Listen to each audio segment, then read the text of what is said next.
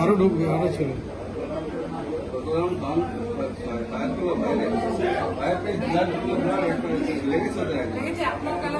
কম্পিউটারে করে দিয়েছে 7-8 জন ছিল, বললাম 7-8 জন ছিল। বাইরের লোকরা এসে দেখছিল এখানে, তারাই ইনফর্ম করেছে মনে হয়। ওরা বুঝতে পেরেছে ব্যাপারটা কিছু হয়েছে।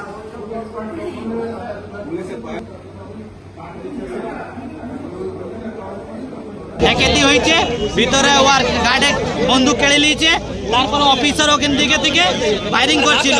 ওদিকে ফায়ারিং, ওরা 7 জন আছে, অফিসার একজন আছে ফায়ারিং করছিল। ওদিকে ফির ওখানে যে তোমার মহাবীর হয়ে পালাই গেছে ওরা।